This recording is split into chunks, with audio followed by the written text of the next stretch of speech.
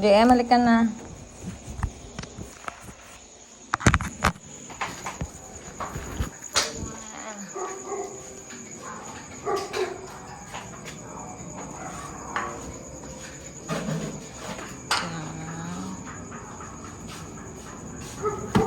Ouch. Yes.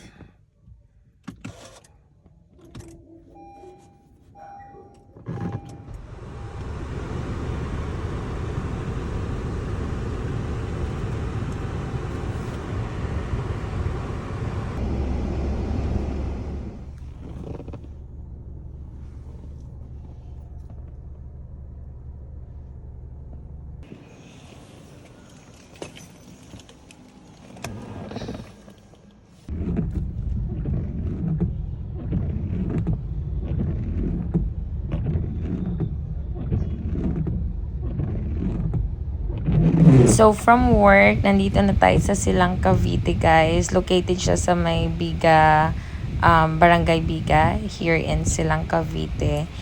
Easy brand ng, Easy brand. So, free demo po siya and we're just waiting for our time kasi yung appointment natin is 1:30 p.m. to 4 p.m. Ayan, guys. Free lang to siya pero pag full cream milk lang yung babayaran nyo, which is 100 pesos. Alright? That's it.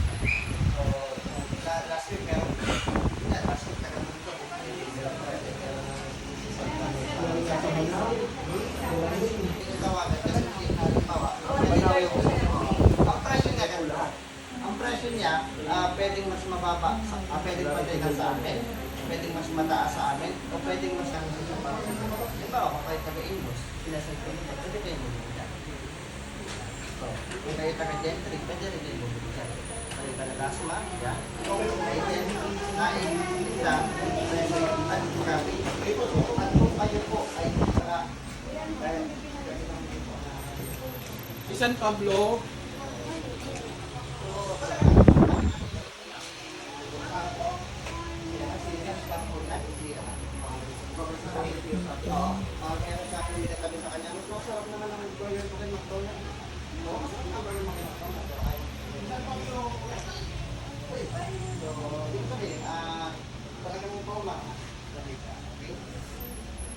Sabi nga naman ito po dati, kung naibenta mo ng sisi, mahali ka na sales. Pero yun ang effect sa sales. Pag naibenta mo ang London Bridge, saka ang magaling yung sales. London Bridge. Bakit? Ito naman, kung siya, kapag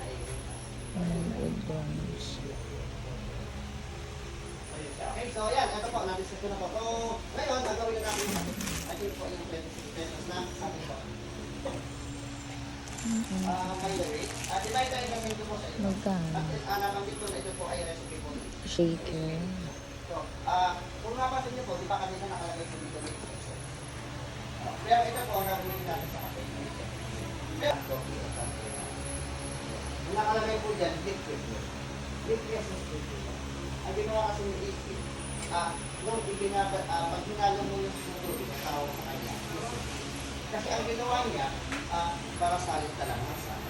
Yun ang ginawa niya. Okay naman siya.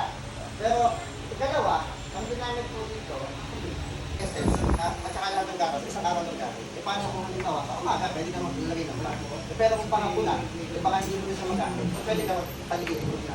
Ikalawa, paano kung hot? Kasi ang pinakita kay is a hot na pinitin na talaga dun sa liquid. Hindi mo naman siya pwedeng ipainitin.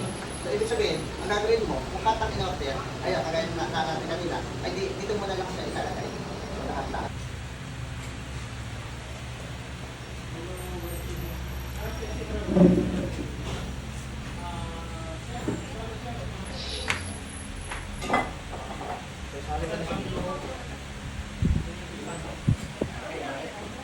Lagyan natin na, SS, pinanay ko na po.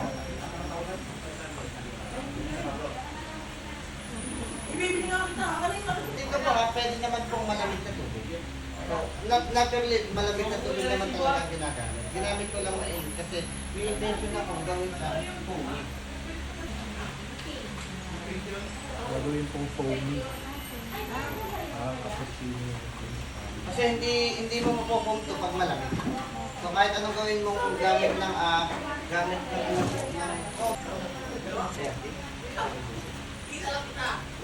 Ayan.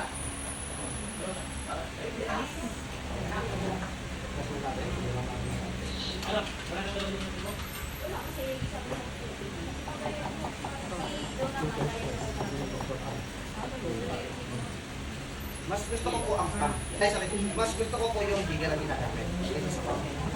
Depende pa. Mas gusto ko ang giga kasi medyo mahinayangan ako sa mga bagay-bagay. So, ganito po. Kaya ito po ang ginagamit ko sa giga kung nasa mura. So, tingnan natin yung peso siya. Yan!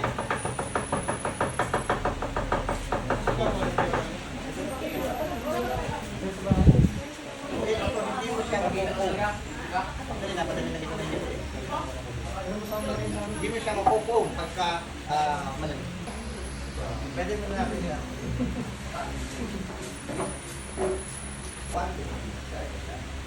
So, ngayon, pag ito po ay dinapis po natin, 80, tawag sa kanya 50. Pero kung ito lahat ay tubig, ang tawag sa kanya, fruit fuel pa kaya 50. Kasi tubig natin. Wala siyang alam. Ngayon, yung pa hindi standard, yung pa yung pinagpapangalan ng technique. Ang hinayang lang talaga, improvise, kumbaga. Ayan siya. Yung product ko, gamit ko. Mas mabilis pa. Yung pinasa ko siya, no? So, yan siya. So, hindi ko na siya isasalin. So, ito po, pwede nyo na po sa tikman. And then, pagkatikim nyo po, nag-deli po ng ako po.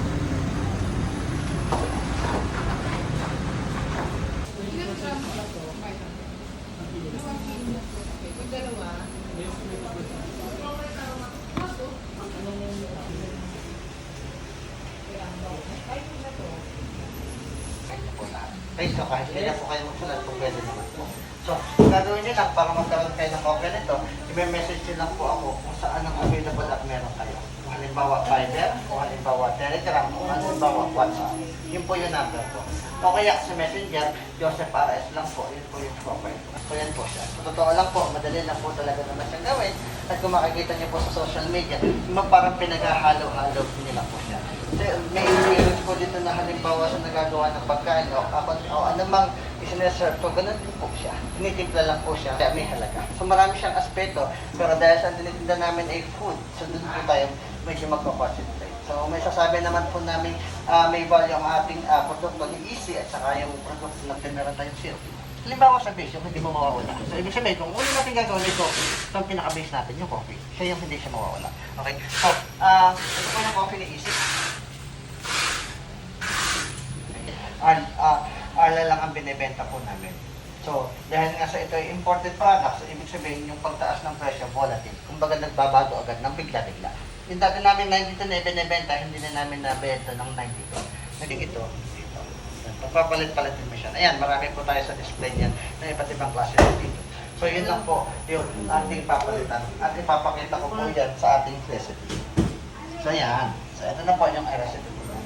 Ito po ay para sa 60 foods na recipe. Sa mga nagsisimula, pwede yung gayahin. Pero I'm sure, pagka nagustuhan niyo po yung ganitong industriya, gagawa at gagawa kayo ng sarili niyong timpla ng inyong pong recipe. Bakit po? Eh siyempre, kahit man ako 10 ounce na full cream milk, sa pagdating po sa 22, mag-a-add lang po kayo ng plus 50 ml. So magiging 20 na siya. So ibig sabihin, kung nagdagdag ka ng pataas, magbabawas ka naman pagka po, minus 50 ka. Okay. So yan. Okay. So, yan. Sa syrup naman, meron tayong 40 at saka meron tayong 35. Okay? So, pag 40 ang ginagamit mo kay Easy, ito po. So, kaya ng flavor syrup, at ganito ang container 40. And then, pagka 35 naman, ito. Bakit nagkakaroon sila ng dalawang content sa paglalagay? May hazelnut na ganito kalaki. At may caramel na ganito rin po kalaki. Pero bakit pagdating dito 35? So, nung una kasi, milky lang po ang binibenta ni Easy. At pwede naman talaga ito sa milky. Makarana ilang buwan, nag-put sila ng mga. Pero pag titingnan nyo pa sa price list, nakalagay sa likod, isang lang siyang linya. So, ibig sabihin, para mas madaling tandaan, nilagyan nila ng branding. Nilagyan nila signature. Para mas makita niyo yung signature syrup, yun yung kalimitan ginagamit sa coffee. Coffee espresso. Bukod sa maganda siyang pakinggan, kasi ang ibig sabihin ng espresso ay di kinatas na kape, in-extract. So, espresso din siya. Ang pagkakaiba lang ay di kinatas siya sa pabrika. Hindi katulad na nakikita natin coffee shop na pins, kinakatas siya mismo sa coffee shop na inyong pagpipilitan. So yun po yung pinagkakaiba ng dalawa. So yan siya. So yan po yung ating coffee concentrate. So ngayon, pwede na po tayo magawa ng ating recipe at ito po kung gagamitin mo. Okay? Kung 20 pounds ang gagamitin mo, mag-add dito ng plus 10. Plus 10. Oo, tapos pagka 12 ounce naman, minus 10 po. Both sell, either syrup or ginger. Ah, Plus 10. tapos dito naman sa coffee concentrate o coffee espresso, plus 10, minus 10 din po. Ayun. Ano pala nabanggit? Sorry. Thank you. So, thank you po, thank you. Okay, so yan siya. So, plus 10, minus 10 po. Okay, so yun po siya. So, dahil ito po yung recipe natin, gawin po natin ay 60. So, una, ito po, full cream milk. Maglalagay tayo ng 150 ml. Ayan siya. Okay. And then, ilalagay na po natin siyang flavored syrup. Dahil sa ito muna unang gagamitin natin, di ang ilalagay po natin ay 35. So, maglalagay po tayo sa 35. So, dapat po talaga may sukat kung ano yung mga nilalagay. Kasi importante po may sukat bukod sa... Kasi dito niyo po kukunin yung costing niyo. Okay? So, yun siya. At syempre, binibili niyo po yung produktong ito, marapat lang na malaman niyo kung saan pumupunta ang bawat ml o gramo na ginagamit niyo po. So, yun po siya. So, ngayon, haluin na po natin. Pwede niyo pong ilagay si coffee. So, pag nilagay mo si coffee, mag-iisang kulay lang po siya. So, tapos sasabihin ng customer niya. Tapos, para ho, minsan kasi pag bumibili po tayo ng mga halimbawa, pagkain, di ba, mas tinitingnan po natin ang... So, punain ko ito na yellow.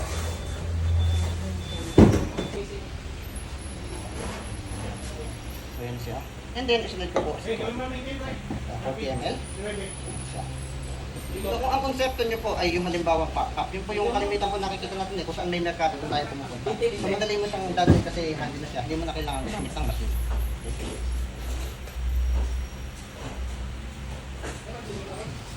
So yan po siya, ganyan na po siya, mabilis go.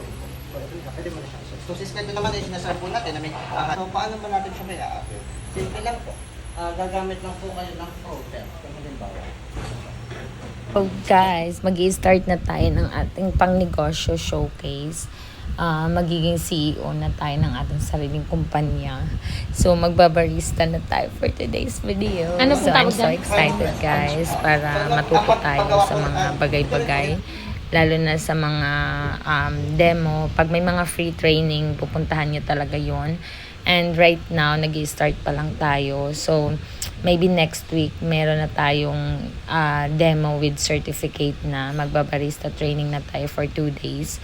So, that's around 6,000 pesos. Pero may 4,000 pesos din, which is 1 day lang talaga siya. Yung kanya, okay. So, yun siya. 50. But yeah, thank you Lord. Sana maging successful yung ating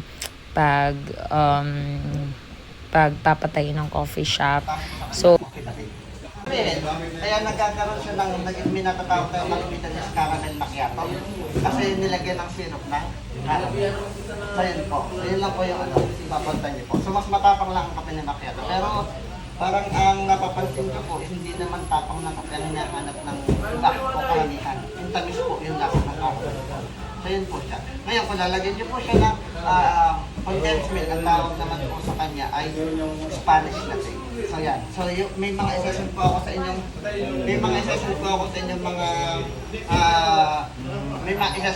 inyong mga recipe guide at makikita niyo po doon yung pagkakaiba ng mga ingredients po. Okay? So yan.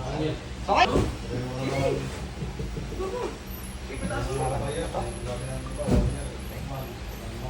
So ilagay natin siya dito.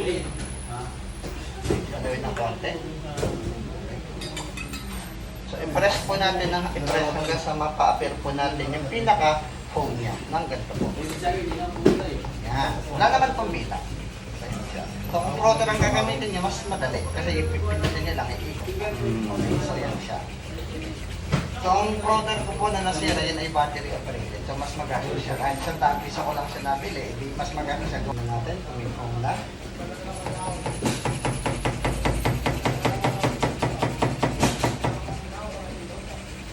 May makikita po kayong malalaking bubbles.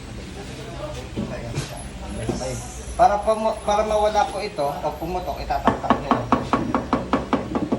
Okay lang, fine. Pero pag ang ginamit yung router, hindi po kayo makapag-produce ng malalaki. Okay, so ilagay na natin dyan. At kung mapapansin nyo po, ang yellow na nilagay ko, hindi kasi dami nung sa kabila.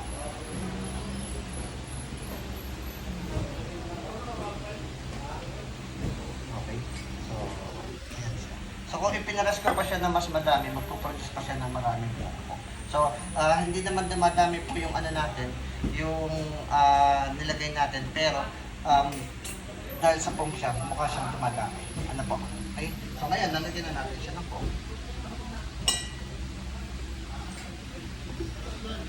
So 40 ulit.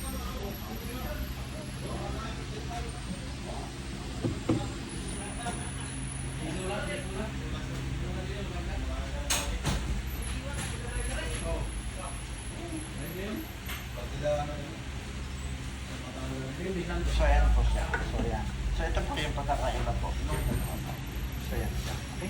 So, pwede na natin siyang tikman.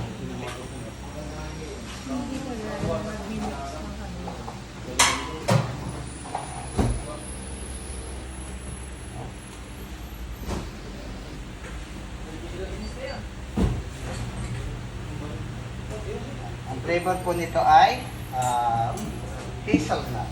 Ang flavor naman po nitong isa ay caramel. Hazelnut.